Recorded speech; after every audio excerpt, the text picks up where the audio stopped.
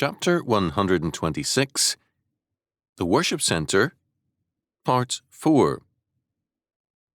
Exodus chapter 40, verses 1 to 38. And the Lord spake unto Moses, saying, On the first day of the first month shalt thou set up the tabernacle of the tent of the congregation, and thou shalt put therein the ark of the testimony, and cover the ark with the veil. And thou shalt bring in the table, and set in order the things that are to be set in order upon it, and thou shalt bring in the candlestick, and light the lamps thereof. And thou shalt set the altar of gold for the incense before the ark of the testimony, and put the hanging of the door of the tabernacle. And thou shalt set the altar of the burnt offering before the door of the tabernacle of the tent of the congregation. And thou shalt set the laver between the tent of the congregation and the altar, and shalt put water therein. And thou shalt set up the court round about, and hang up the hanging at the court gate. And thou shalt take the anointing oil, and anoint the tabernacle, and all that is therein, and shalt hallow it, and all the vessels thereof, and it shall be holy. And thou shalt anoint the altar of the burnt offering, and all his vessels, and sanctify the altar, and it shall be an altar most holy. And thou shalt anoint the laver and his foot, and sanctify it. And thou shalt bring Aaron and his sons unto the door of the tabernacle of the congregation, and wash them with water. And thou shalt put upon Aaron the holy garments, and anoint him, and sanctify him, that he may minister unto me in the priest's office. And thou shalt bring his sons, and clothe them with coats.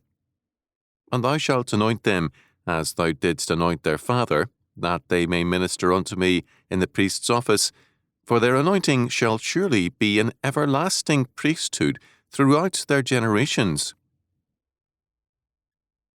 Thus did Moses, according to all that the Lord commanded him, so did he.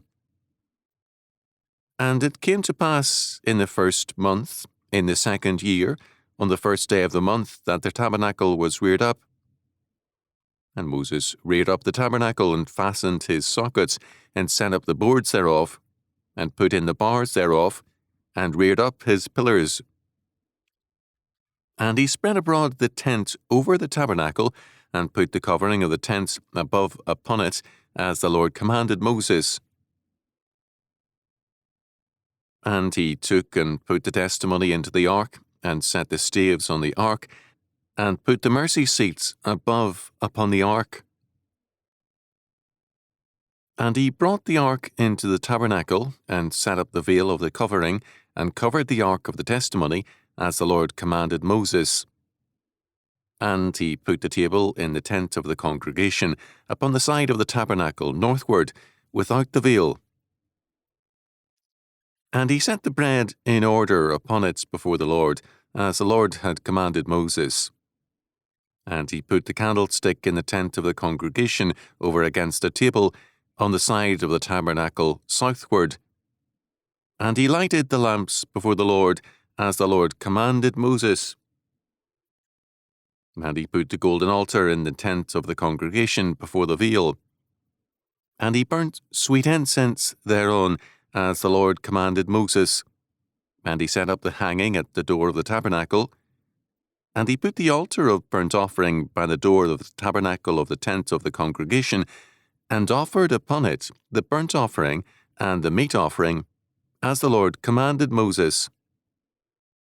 And he set the laver between the tent of the congregation and the altar, and put water there to wash withal. And Moses and Aaron and his sons washed their hands and their feet thereat. When they went into the tent of the congregation, and when they came near unto the altar, they washed, as the Lord commanded Moses. And he reared up the court round about the tabernacle and the altar, and set up the hanging of the court gate. So Moses finished the work. Then a cloud covered the tent of the congregation, and the glory of the Lord filled the tabernacle. And Moses was not able to enter into the tent of the congregation, because the cloud abode thereon, and the glory of the Lord filled the tabernacle. And when the cloud was taken up from over the tabernacle, the children of Israel went onward in all their journeys. But if the cloud were not taken up, then they journeyed not till the day that it was taken up. For the cloud of the Lord was upon the tabernacle by day, and fire was on it by night, in the sight of all the house of Israel throughout all their journeys. Exodus chapter 40, verses 1 to 38. Within 2 weeks of 2 years after the first Passover, the sanctuary was completely constructed. It took perhaps 6 months to complete, according to some scholars. In verses 9 to 16, we are told that, when all things were in place, certain things were anointed, and not only things, but also Aaron and his sons. The Greek word for anointed is our word, Christ, the Anointed One. The priesthood so anointed is declared to be an everlasting priesthood, verse 15. Although it ended in its temporary form with the fall of Jerusalem, the everlasting priesthood continues in God's great Anointed One, His incarnated Son. In verses 1 to 16, we have the instructions for the erection and the anointing of the sanctuary. Then, verse 17 gives us the date of this event. In verses 18 to 33, we are given an account of the actual erection, plus the fact, verses 23 and 29, that Moses had the privilege of conducting the first acts of worship. This was commanded by God. Moses was assisted by Aaron, verses 31 and 32. In this instance, Moses had priority over Aaron in the sanctuary, as he did also after the golden calf episode, when the temporary tabernacle was removed from the center of the camp. Then the pillar and the cloud of God's presence and glory filled the sanctuary, verses 34 to 38. In verses 36 to 38, Israel is ordered to move and to halt only as guided to do so by God. Man cannot move ahead of or in contradiction to God without judgment.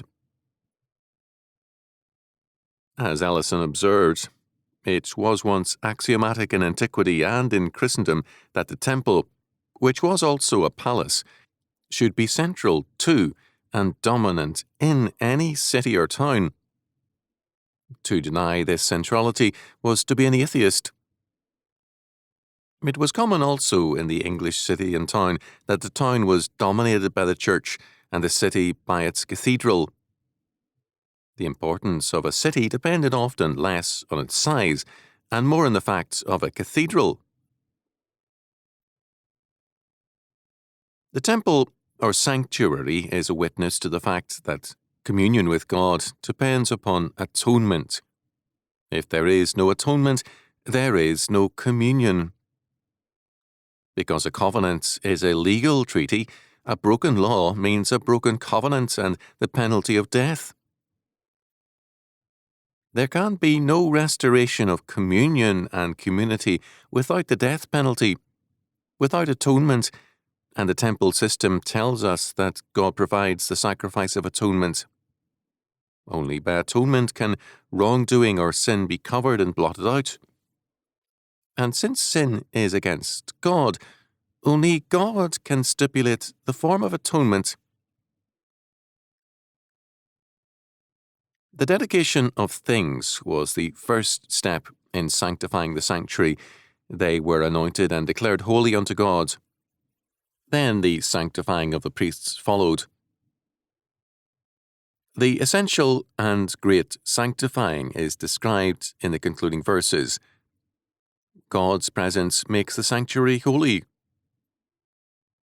Lange said of the law in relation to the sanctuary, "The law of Moses, in its inmost essence, is the objectified conscience of man, or the subjectified, humanized will of God.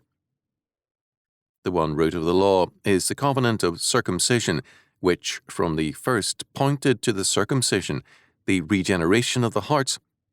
Deuteronomy chapter 10, verse 16, chapter 30, verse 6. The law, accordingly, is not stationary, but is everywhere a movement in and with the legal man towards regeneration. Romans 7. And the method of this movement is sacrifice, the fundamental type of which appears in the feast of the Passover Lamb. This festival looks, in its character of sin offering, peace offering, and burnt offering, toward a process of spiritualizing the law, and forms a contrast to the curse offering. The reference in verse 20 to the testimony is to the tables of stone with the engraved 10 Commandments. There is a reference to the testimony again in verse 3, and also in verses 20 and 21, and in each case to the ark as well. The word has as its roots a word meaning witness, also a recorder or a prince. It means God's personal evidence, His binding law, His personal presence in a covenant statement to His people. The law, thus, is not an impersonal or abstract code, but the personal witness and covenant presence of God to set forth the premise of His covenant and peace. Central to God's sanctuary and palace is the ark, and within it, God's law. Thus, we find in the Holy of Holies two things which clearly set forth the meaning of the covenant: the ark with its mercy seat, and within the ark, God's covenant law. Grace and law are thus inseparable. God's covenant with man is a treaty of law. At the same time, for God to covenant Himself with man is an act of sovereign grace. Any attempt to separate grace and law is destructive of both, and a destruction of covenantalism. God's required centre for society is thus the true sanctuary, and the sanctuary sets forth the necessity for both grace and law. Man can live without neither. To attempt the construction or development of any social order without either grace or law is suicidal. This is why the Christian state and the Christian church, working together but separate, are essential to society. Neither communism nor community is possible without God's grace and God's law at the centre.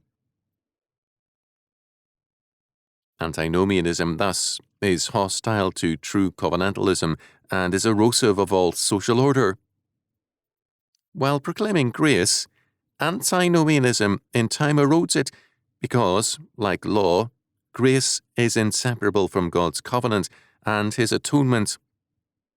Grace through Christ's atonement is a witness to the necessity for and the importance of God's law for His kingdom.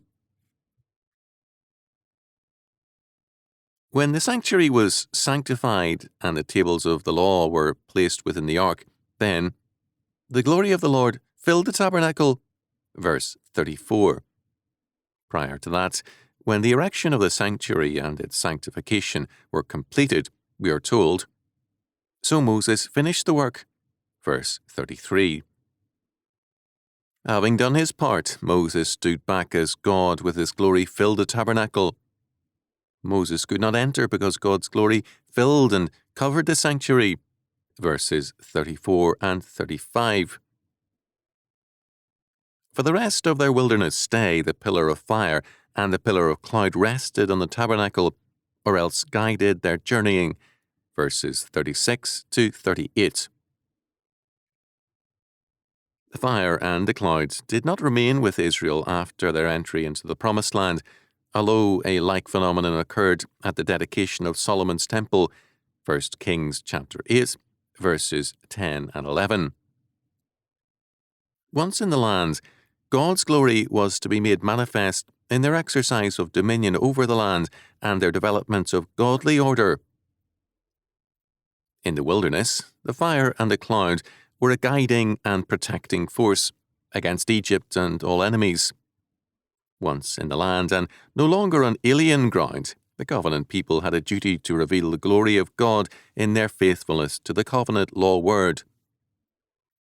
Deuteronomy chapter 28, verses 1 to 14 tells us how practical, remarkable, and far-reaching that manifest glory will be. Deuteronomy chapter 28, verses 15 to 68 tells us that God's presence and glory will, with disobedience, be replaced by his judgments and curse. The manifestation in blessings of God's presence and glory requires faithfulness to the covenant law. It requires obedience. There is no neutral ground between God's blessings and his curses. All attempts to deny God's centrality in a culture are efforts to escape from the inevitable alternatives of inescapable blessings and inescapable curses. There is no escape. No center holds other than the triune God. All things else fall apart. The God-ordained center must be re-established.